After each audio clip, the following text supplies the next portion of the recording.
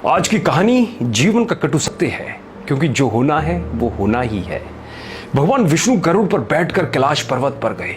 द्वार पर गरुड़ को छोड़कर खुद शिवजी से मिलने अंदर चले गए। तब कैलाश की अपूर्व प्राकृतिक शोभा को देखकर गरुड़ मंत्र मुग्ध थे कि तभी उनकी नजर एक खूबसूरत छोटी सी चिड़िया पर पड़ी। चिड़िया कुछ इतनी सुंदर थी कि गरुड़ के सारे विचार उसकी तरफ आकर्षित होने लगे। उसी समय कैलाश पर यमदेव पधारे और अंदर जाने से पहले उन्होंने उस छोटे से पक्षी को आश्चर्य की दृष्टि से देखा। गरुड़ समझ गए उस चिड़िया का अंत निकट है और यमदेव कैलाश से निकलते ही उसे अपने साथ यमलोक ले जाएंगे। गरुड़ को दया आ गई। इतनी छोटी और सुंदर सी चिड़िया को मरता हुआ नहीं देख सकते थे वो। उसे अपने पंजों में दबाया और कैलाश से हजारों कोस दूर एक जंगल में एक चट्टान के ऊपर छोड़ दिया और खुद वापस कैलाश पर आ गए। आखिर जब यम बाहर आए तो गरुड़ ने पूछ ही लिया कि उन्होंने उस चिड़िया को इतनी आश्चर्य भरी नजरों से क्यों देखा था। यमदेव बोले, गरुड़, जब मैंने उस चिड़िया को देखा तो मुझे ज्ञात हुआ कि वो चिड़िया कुछ ही पल बाद यहाँ से हजारों कोस दूर एक नाग द्वारा खा ली जाएगी। मैं सोच रहा था कि वो इतनी जल्दी इतनी दूर कैसे जाएगी, पर अब जब वो यहाँ नहीं है तो निश्चित ही वो मर चुकी है।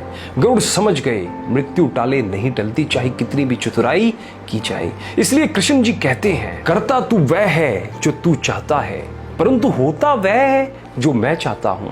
इसलिए कर तू वह जो मैं चाहता हूं, फिर होगा वह जो तू चाहेगा। इसलिए दोस्तों, जीवन के ये 6 सत्य हमेशा याद रखें।